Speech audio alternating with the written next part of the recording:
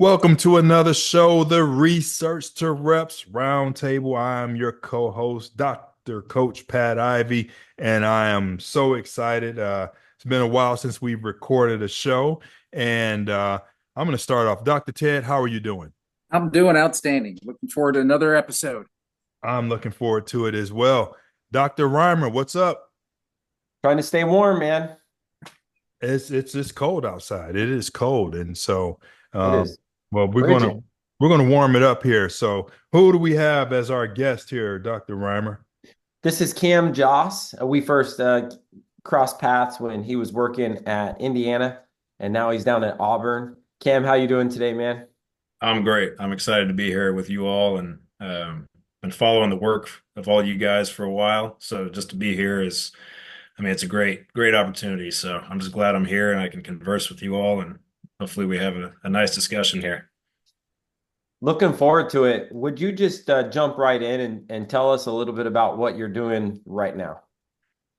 Right now, we are not bowl eligible, unfortunately. So we are just trying to make sure we send off what's left of 2024 here with our players. We got some voluntary workouts going on. They got finals coming up. And just focusing on keeping the main thing, going back, evaluating what went well for us in 2024, what did not, and what we can do about it, essentially. And so control the controllables and evaluate what needs to be evaluated. And, we're always big on attacking problems, not attacking people. And so we're trying to show the love we have to these coaches and these players and, just get ready to continue to build this program into 2025. So just do what we got to do.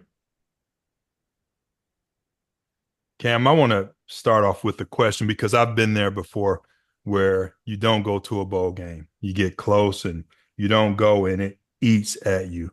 And I remember um, visiting my mom and dad, just having to get away for a week and just be in this weird space. Don't want to call it depression, but I don't, I don't know what else to call it. But you're watching other people play, and it's bowl games, and even today, our university closes down in the middle of December, and it didn't register to me. Close? Like, no, it's bowl season. Like, this is what we do. My kids, I don't know how many Christmas days we spent in a hotel room. Um, Thanksgiving practice or traveling. Like, it's part of your life. And then all of a sudden, you are not doing it. You're not in that bowl game. But also remember going back to the drawing board, going back to the core values, back to the foundation. Um, it's all good. You're in a bowl game. Keep practicing. Okay, great. But when you don't, I remember digging down deep to come up. All right, what happened? What went wrong?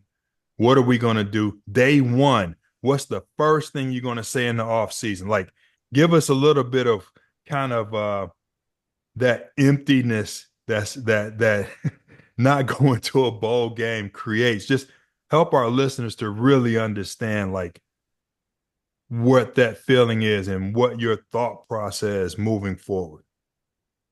Yeah, in college football, it's wild because or football in general, because of the sheer length of the competitive season versus other sports is so much shorter.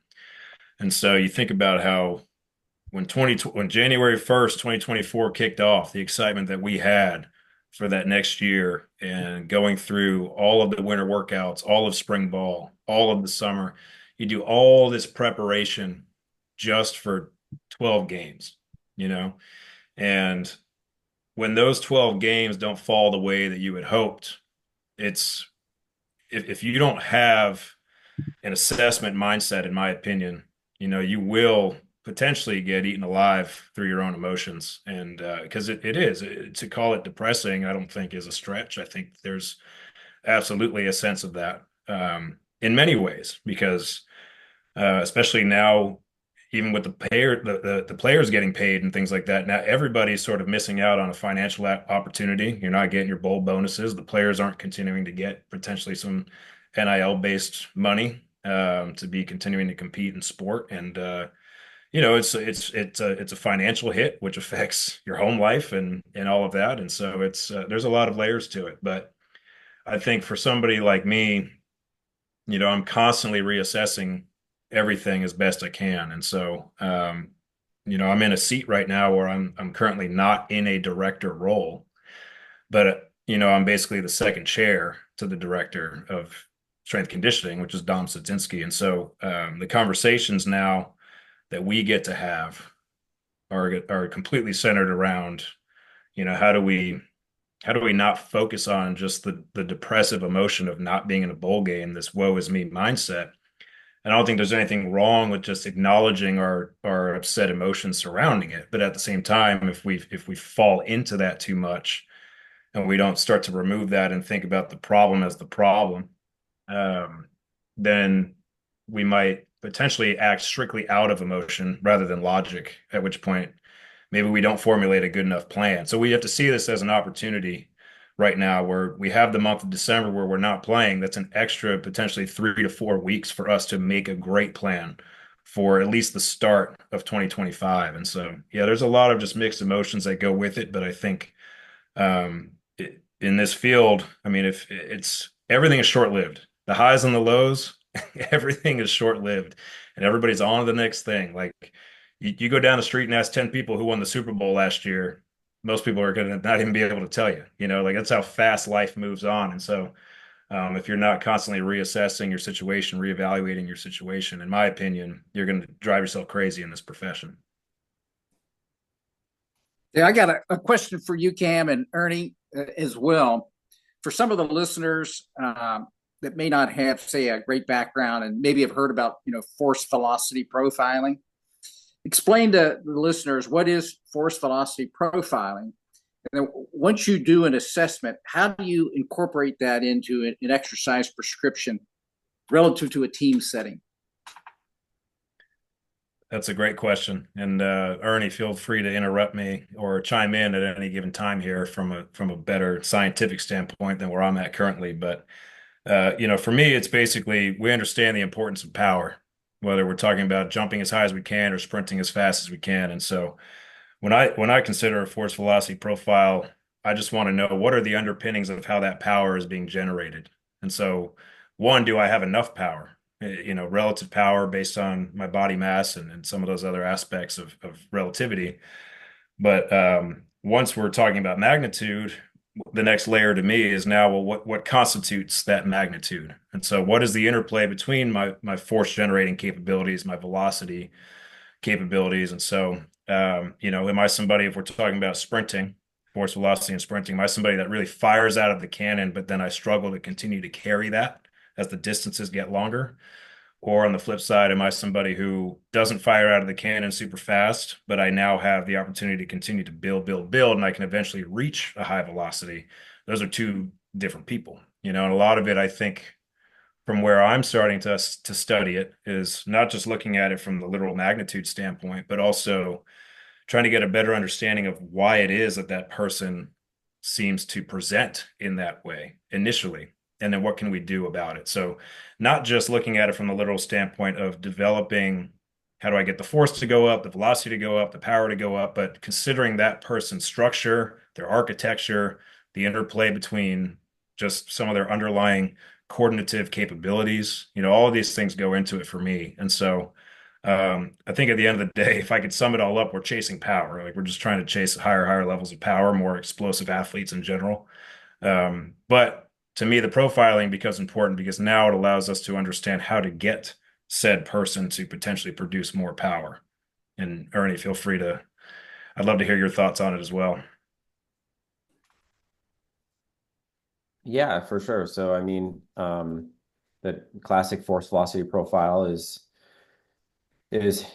really comes from how the muscle contracts, probably all the way down to the sarcomere level. So, you're looking at as the muscle fiber produces more force, it will shorten with less velocity. And then if you have a muscle fiber that's contracting or shortening very quickly, very fast, then it's producing less force.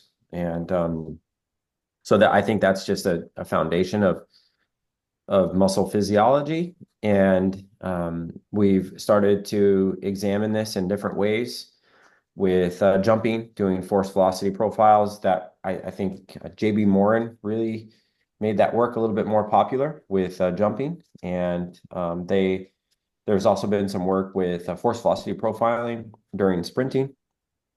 And then what's pretty popular right now is the like load velocity profiling in kind of the velocity-based training area where you're looking at the relative load on a bar versus how fast the bar is moving. And the concepts apply. And I think there's a lot of different training applications with the load velocity profiling and as well as with training prescription with the force velocity profile in particular with jumping. So that was the second part of your question, is maybe how do you work with that and prescribe training from it. There was a really nice study done by JB Moore and his colleagues where they optimized the jump training program with the goal of trying to improve jump performance. And they had individuals doing a velocity bias or a force bias or a balance program from that. I know there's been some attempts with that with the horizontal force velocity profiling, but the issue is that keyword horizontal. As you know, you have vertical and horizontal forces. So when we do our horizontal force velocity profiling during sprinting, we're still missing that vertical component in those estimates. And so we haven't really come out, and when I say we, the scientific community at least hasn't really come out with some legitimate training protocols to really, intentionally change that that horizontal force velocity profile yet. And part of that might be due to the fact that we're missing, we're not capturing the whole force that's being produced. So, but still super fascinating and trying to apply some of those basic principles to broader training aspects for sure. What about you, Ted? What are you hearing when you're walking through the corridors and all of the different NFL teams and everyone you interact with? I think you see a wide range of maybe levels of sophistication of implementation and assessments. But I think you probably see more vertical assessment than horizontal, and that's possibly changing due to maybe technology or different ways to assess the horizontal component. And then in terms of ways to altering, that is what Cam was talking about, somebody that, maybe has more of the velocity versus the force components, and trying to, individualize some of those training parameters that might fine tune it. Sometimes I always sit back and go, well, you've got a guy that's twitchy, just count your blessings. If you got a guy that's not twitchy and he's on the interior line, just hope he's got great technique. So some of those you try to figure out how modifiable is it in an individual. I think that still needs to be answered. Yeah, I would agree on that. And it's a subject of my PhD right now because my direct supervisor is JB Morin. So we're studying the sprint side of it as best we can, specifically in American football. And I think that what's fascinating with American football is just the sheer differences in body types that you get. So that was really the subject of my first paper that's now been submitted after 3 years of collecting data, compiling data, and doing all that. Congratulations. So, yeah, well, we haven't heard back yet if they're publishing it yet, so we might have to go to a couple of other journals, but it's been submitted. But yeah, we took a lot of his work from the sprint side. And if you look at a lot of work that he has from the past, it might be looking at a total population of rugby players, like a total population of soccer players, but not a lot where they're really diving further into like position based or different body types and how that impacts them there. And so that's what we did in this paper was, let's say horizontal force. Everybody thinks horizontal force, big relationship with 10 and 20 meter sprint times. A lot of the literature seems to show that. we also showed that in this paper if we looked at the collective population. But then when we started breaking it down by position, so we did a lineman group, more of a big skill group, and a skill group, what we started to see was that the lighter the player got from a body mass standpoint, the less important horizontal force became as it related to 10 and 20-meter sprint time, and the more important velocity became. And so it seemed to indicate that when you're below a certain body mass, and in the paper, we used 100 kilograms, so 220 pounds. That was just an arbitrary number that we used and looked at. But if you're basically underneath that 220 pounds, if you're a lighter skill guy, you need a certain level of acceleration capability after which it's going to be more velocity driven. And it seems to logically make sense. If I'm a bigger body, I need a lot more horsepower to move that frame versus, if I'm 185 pounds, I can get going a lot faster, a lot quicker. But now I need to be able to continue to speed up as I go. And so velocity towards the back end becomes a lot more important for those players. And so that's what we started to see in this first paper. So it was pretty interesting.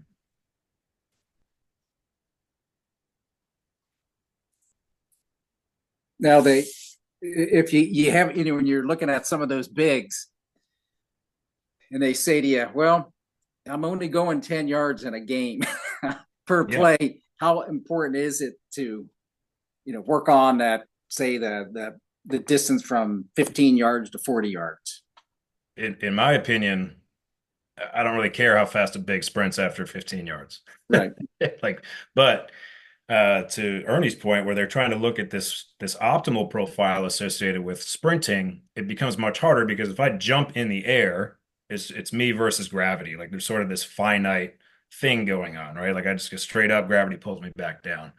So it becomes a lot easier for them to create an optimal profile associated with just jumping into the air because it's the same experience for everybody, right? So,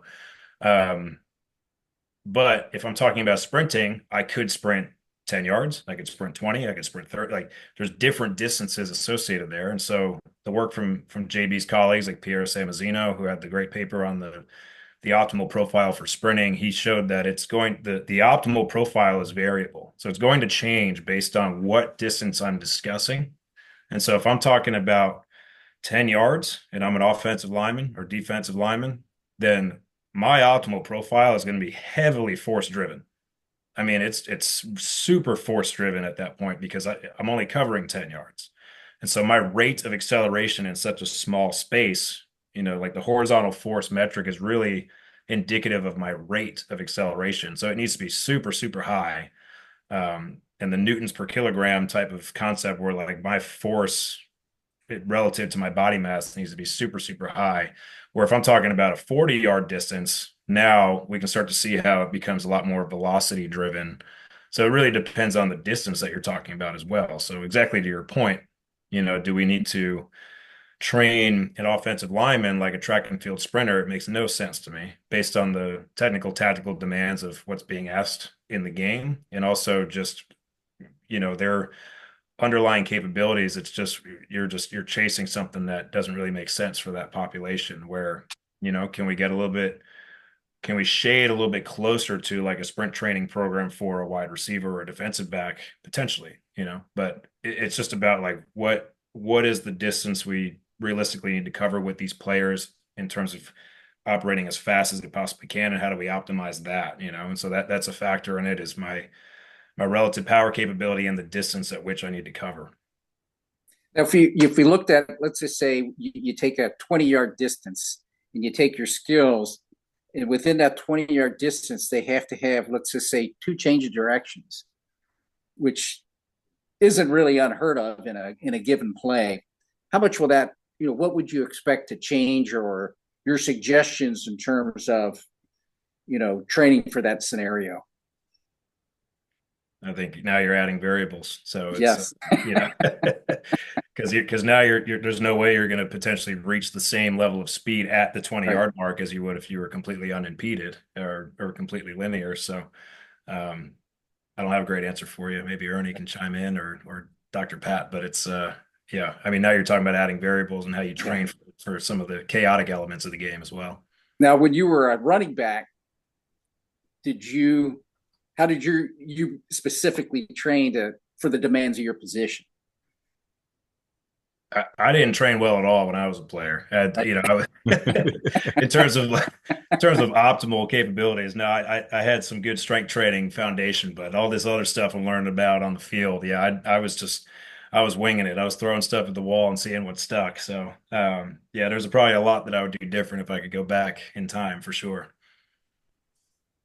Yeah, I mean, speaking of going back in time a little bit, last summer we were at a conference together, and you talked a little bit about like the skills and capacities required for actual improving performance during games. So talk about like, how do you bridge from the assessments we do in the training setting, and then how does that translate or transfer into on-field skill and performance?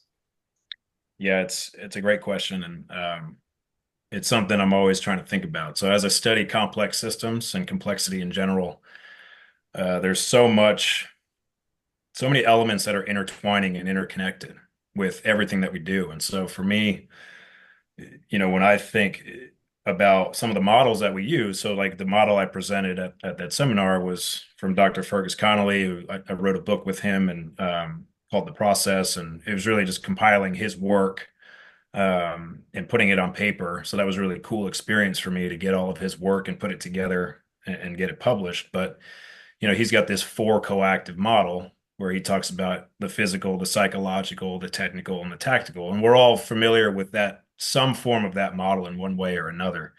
But I think what we do as practitioners too often is that we look at it as four separate pillars where it's really one interconnected network.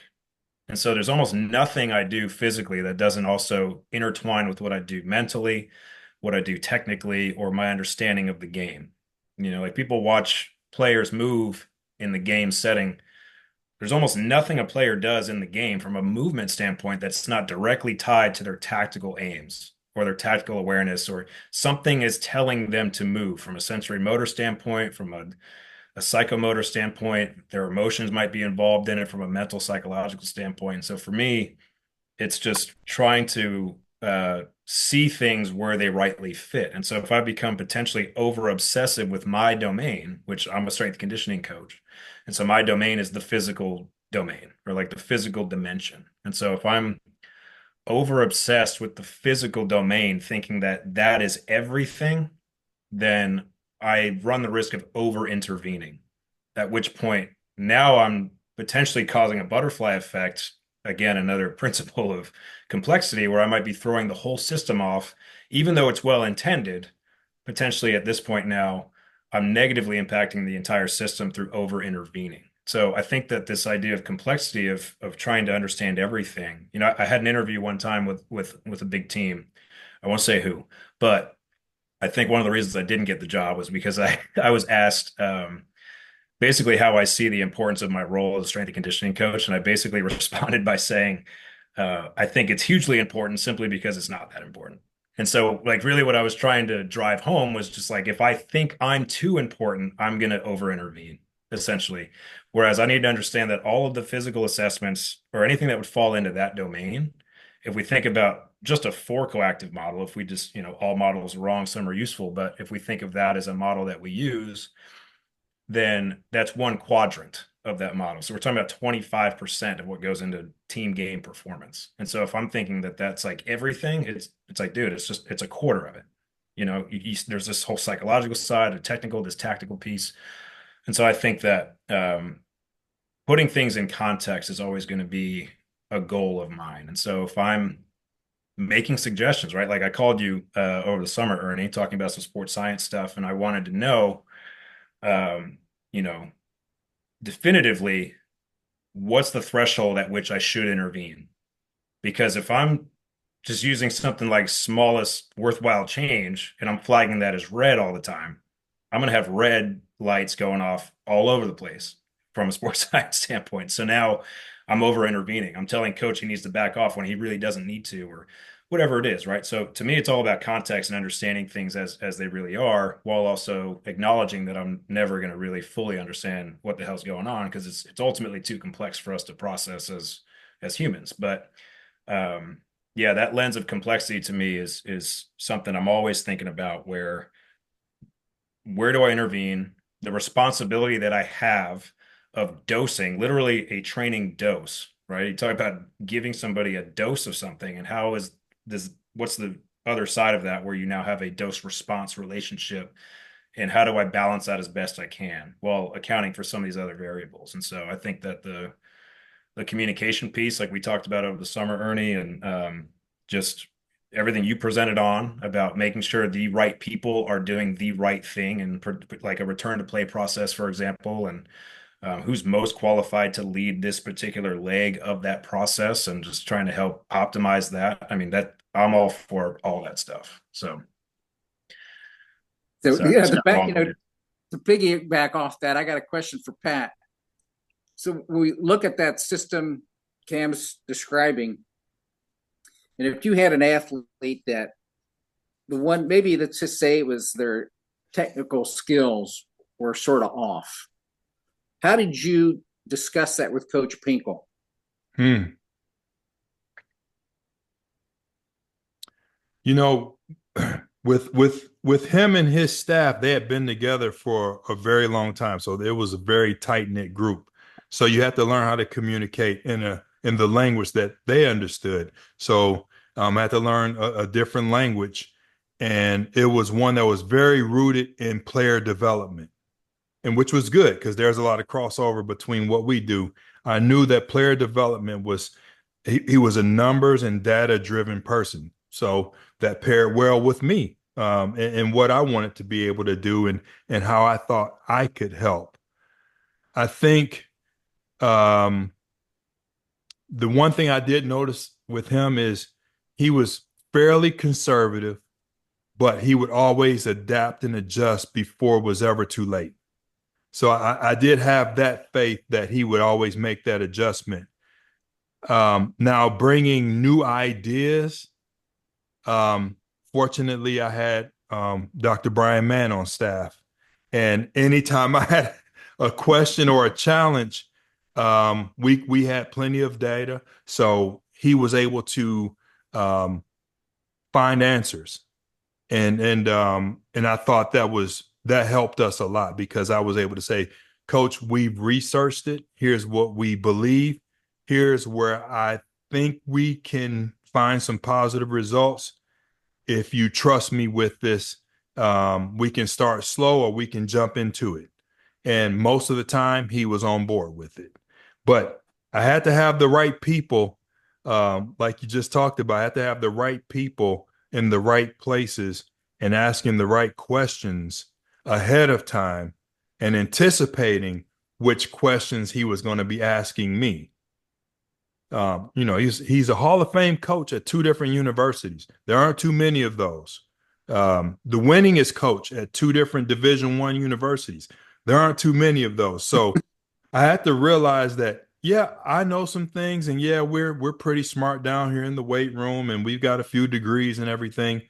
But this guy has been a winner over a few decades, and I need to be able to learn from him as well. So, what you think about that, Ted? No, I think navigating that process is an experience and a great learning experience in and of itself. It is. And one time when I did go to him about some player load management, he threw back at me all of the other education that I had shared with him previous.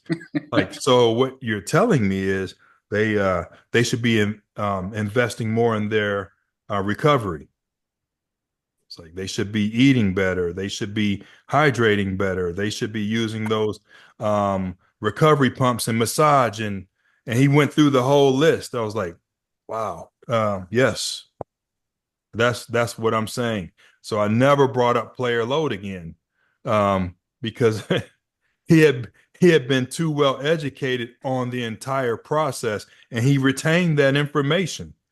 So, and he believed in what we were sharing with him. So I wasn't going to be able to go to him and say, hey, we need to back off. And he said, no, they need to step up their recovery. And if we need to hammer that message home, you let me know. I was like, yes, coach, I think we'll be okay. Appreciate your time. I'll pose a question for all three of you, if you don't mind.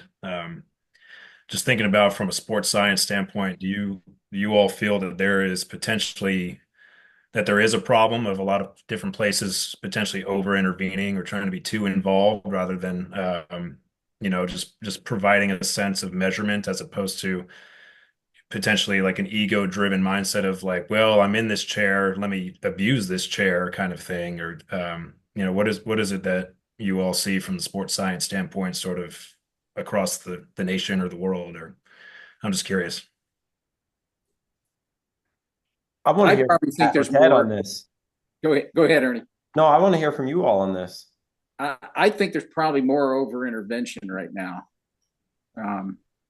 Sometimes maybe just to justify their particular position, but sometimes you don't have to justify your position. And I think Ernie does a great job when he was talking about how he messaged when he was at Utah with the football coach in terms of the levels.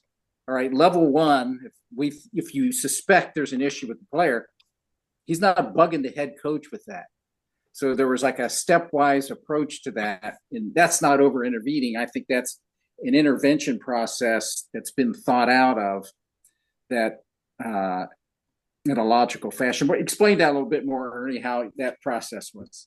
Yeah, I think Cam, I might have talked to you a little bit about this going into the football season, but I think it was like, sometimes we're put in that position where we're asked to measure things, but the people asking you to measure things aren't exactly sure why they've asked you to measure things. Maybe just because your rival is measuring those things, so we should measure those things. But now that you've been asked to measure those things, you want to try to get some use out of it. And so to answer your first question, yeah, I do think sports scientists tend to measure too many things. And we have a big sports science staff, and I tell them every day, hey, should we be collecting this data? And I'm like, what's your plan? How do you plan to use it? What questions? Are you going to intervene with the athletes?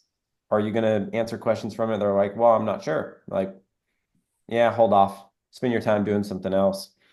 So, but in that process, what we started to do was we kind of had an alert system, and it was we developed a protocol, a communication protocol from the data that I was managing. And so if it was our practice week started on Tuesday, and so if we came into Tuesday and I saw any within practice issues where a player suddenly had a really big spike, that's unusual for him. Usually for me, a big spike would mean that they were a standard deviation or two standard deviations beyond their norm, and anything else, I didn't say anything.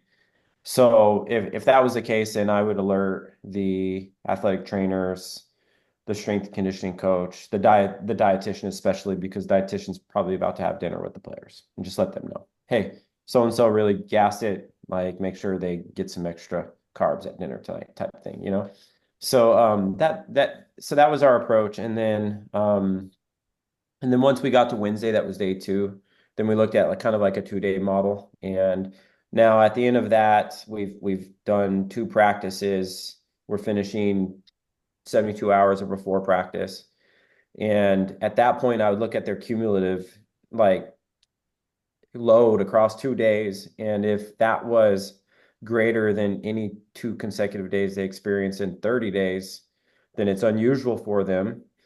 And at that point, I would still alert the health performance staff, but then I would send a 72-hour readiness plan, a recovery plan to that player directly that night, pull their class schedule, map it all out according to their class schedule and the team schedule, send it to them, send a copy of that to that player's position coach.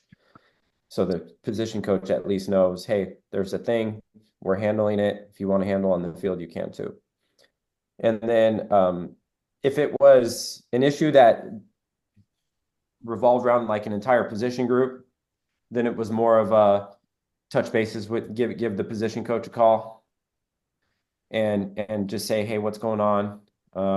This is what I'm seeing. What's your plan for the rest of the week? Have a conversation. If it was an issue that kind of dealt with like an entire unit, like the offense or defense, then I would probably go to the coordinator there. Like I remember an instance, like we were up against Oregon. They had the no huddle spread, and our D coordinator was just gassing our guys, getting them ready for the spread on Saturday, and it was just like the numbers were bonkers, and it was a conversation, and so in that case we would have that conversation with the coordinator, and if it was ever something that needed to go all the way up to the head coach, we did, and a lot of times like the head coach wanted to know, do I get to add 1 or 2 periods of practice on Thursday, or do I need to take 1 or 2 periods away? A lot of times he wanted to know that, or just keep it the same. And so he always liked when I could give him 1 or 2 more periods, and he'd say, no, we're keeping it the same. And then I would say, hey, we probably need to back off 1 or 2 periods, and he'd say, screw you, we're keeping it the same. But he always liked it when I would give him a little extra, even though he never really cashed in on that. So that was kind of like we had to come up with a protocol and create expectations and how we're going to communicate and how we're going to intervene. And that way, when that position coach got a phone call from me on Wednesday night or whatever, that 3 days, game day -3, like he knew he needed to take that call and respond. And it worked out pretty good. So, yeah. I want to share something from my perspective, and this is through my experience with our sports science staff here that's led by Dr. Rimer. I think too many times we talk about maybe some of the shortcomings, but I want to highlight something when it's done the right way, how beneficial it can be. And I think start right off the bat when we first started working together here at the University of Louisville, we established a definition of what sports science is, and it's the study of sport. Many times I see sports scientists spending many years learning, and then all of a sudden they become the expert, and then they no longer keep learning. They are ready to teach and talk. And I think the most successful sports scientists are ones that keep learning. They keep listening, they keep growing, they keep adapting and overcoming. And for me, as someone who values sports science and works with the sports scientists, I think of what questions do I have that can be answered by sports science. And it may or may not be technology. And I can tell you, majority of the time, it's not technology. One of the questions that needed answering earlier on was, what's the most pressing need across all of health and performance in athletics as it relates to our student athletes? We came back and said it's mental health. Okay, Dr. Rimer, researcher, scholar, can you go and build relationships with people on campus in that area and see if we can establish some research around that area? It's like, that's not his particular area of expertise, but learning, asking questions, building relationships is. So we were able to grow a pretty good mental health and mental performance team.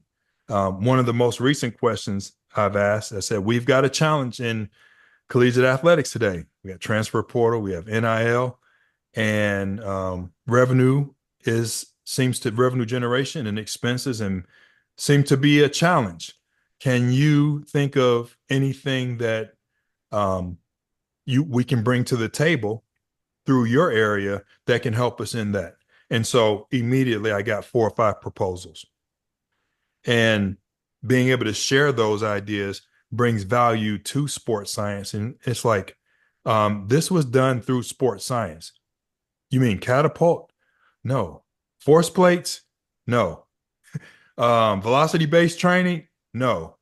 We have a problem and I need help addressing the problem. Can you research it? Can you find answers, provide suggestions? And I think if sports science and sports scientists can maybe expand and keep learning and just think, okay, what are the most pressing challenges here?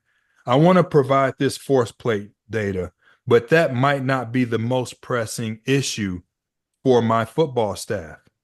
The most pressing issue might be all of these transfer athletes coming in, and how are we going to make the best decisions in assessing what's going on? Like, maybe that's the most pressing issue. And so I think if we can maybe expand and put our egos to the side and continue to learn and grow, then we'll be able to make some progress in this area. And this, I'm going to share this, and this might take us way out of where we have been going. But I think about the NFL Combine and what it means. It's a big commercial production. The value that NFL teams are getting out of the Combine, I talked to one NFL scout. It's like it's a show, and we get all the information we need using AI through game film. It's telling us speeds and explosiveness and everything that we need. So if we're sending people to the NFL Combine with a stopwatch, it's for show. So I'm thinking, what are we doing? What are we doing? Yeah, I think that brings up an interesting concept. Like when you talk about, when I look at like your title, right, Dr. Ivey, you have student athlete health and wellness literally in your title, and I think that's part of it. Exactly what you just talked about is it's like, what's the balance between sport and entertainment, and how commercially driven it is at the college level now, not just at the professional level, but I mean, you literally have the capability to look up a player's NIL valuation.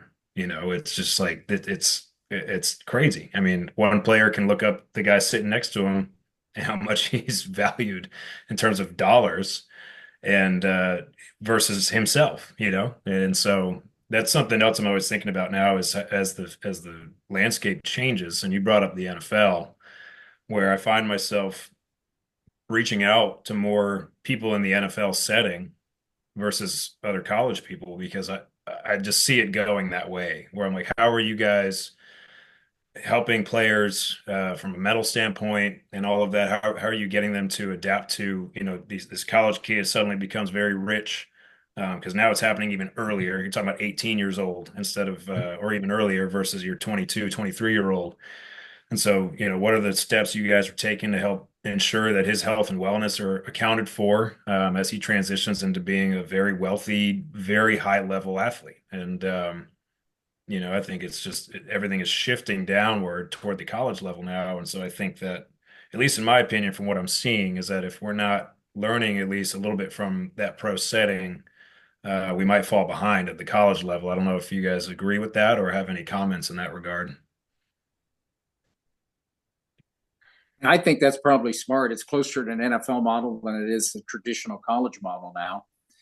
I think the one difference with the money going to the players at the college level versus the NFL, I think you have probably way too much parental involvement at the college level. So at the NFL level, you're negotiating with that player.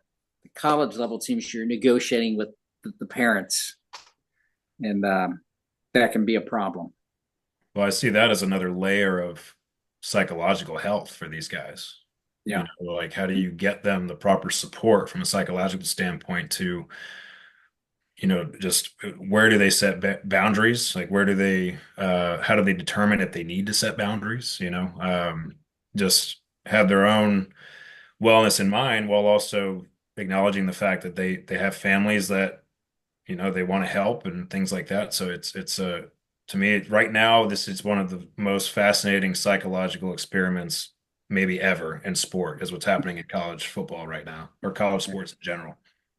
Now, Pat, when you were a player, the NFLPA put on a lot of educational programming for you as a rookie to help you deal with these situations that might be coming up. Is that correct?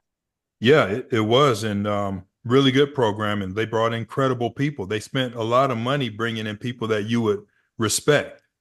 And it was always relevant.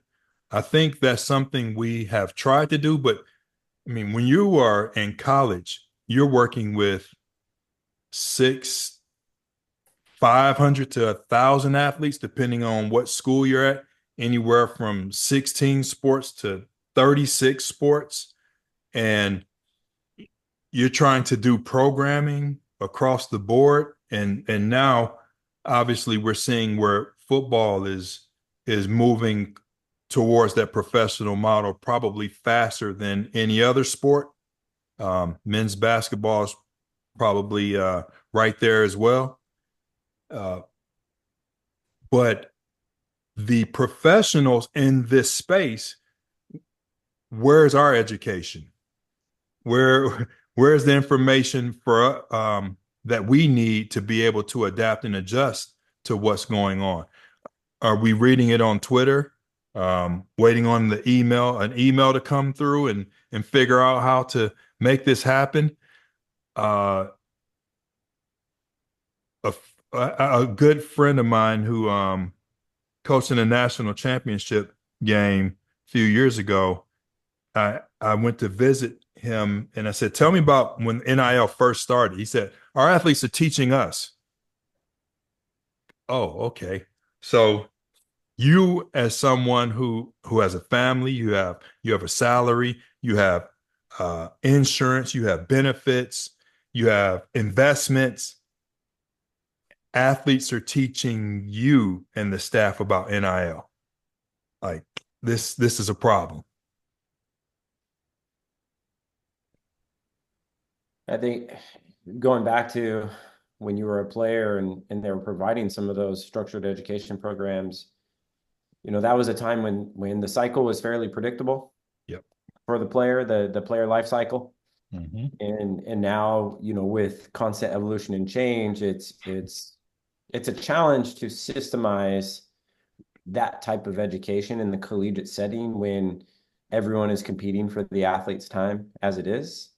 But then when there's constant evolution that's happening, like every year is different with the college landscape right now. You can't really predict the college athlete life cycle at the moment. And roster sizes are changing, scholarship quotas are changing, resources are changing, approaches to financing the athlete experience is changing. So everything is constantly evolving and changing. So it's really tough to be able to educate the athletes and you do the best you can, but you can definitely support the athlete for sure. And you can be there for them. Yep.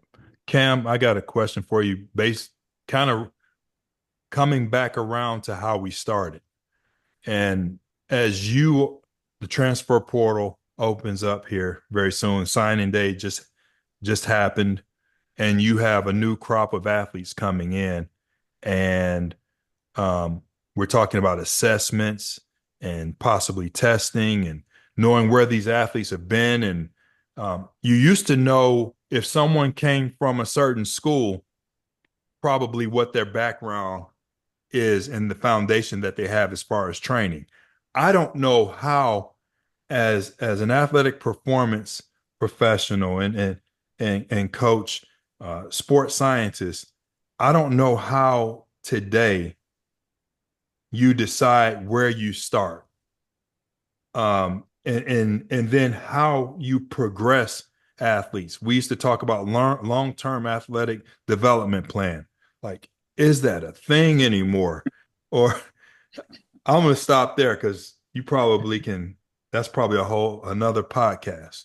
Well, that's a whole nother area that when I call people from the pros, I ask them because at the very least, what we can get is medical records, and we can potentially through our network somehow get in touch with that player's former strength coach and just learn a little bit about what they were doing or what this player was good at, what the player potentially was not so good at doing, and we do have some avenues to educate ourselves from that standpoint. But when I call people from the pros, the challenge they have is, OTAs are done, and now who knows what this player has done for months. and they show up to camp, And so when I call them and learn about how they operate on the fly, um, that educates me tremendously at this level and where we are and what we do because um, it becomes about streamlining the process from the standpoint of simplicity, but at the same time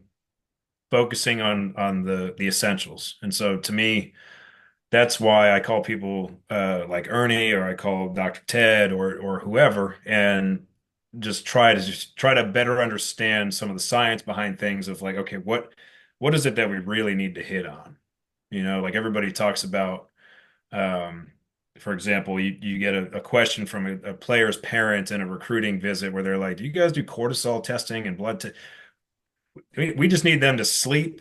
We need them to take their damn omega-3s. Like we just these little basic things that need to be in place first. And I see it the same way in the training because, I think it's one thing to go to a seminar and present this amazing creative training program and it looks really cool and it's fancy and all this stuff where nowadays I'm actually more relieved when I call a coach and say, what are some of the things you guys are doing? They're like, we keep it really simple.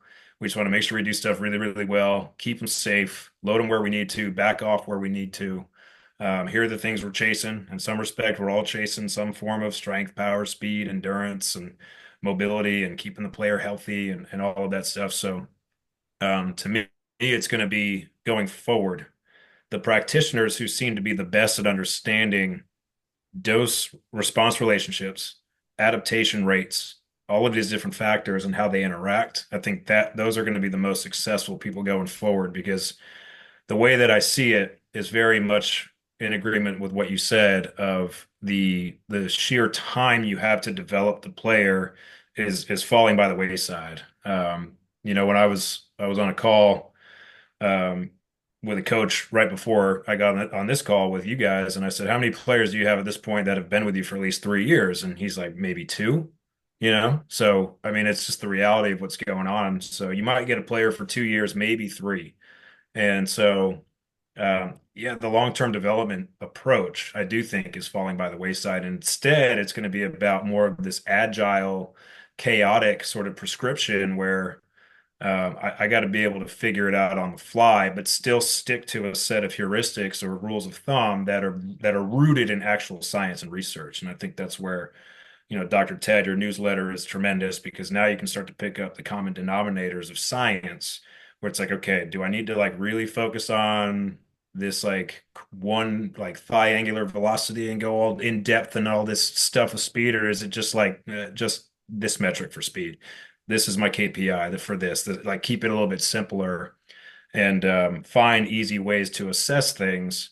Um, and to me, I think that's kind of where it has to go because it's just the more complex you make things, the more complicated. Like the whole process is complex enough.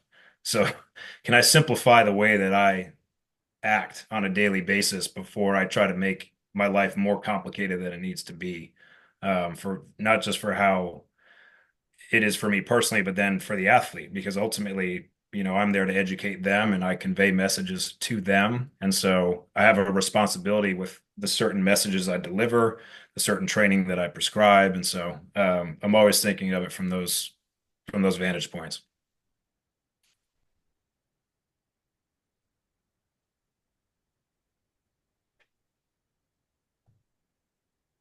What do you all think?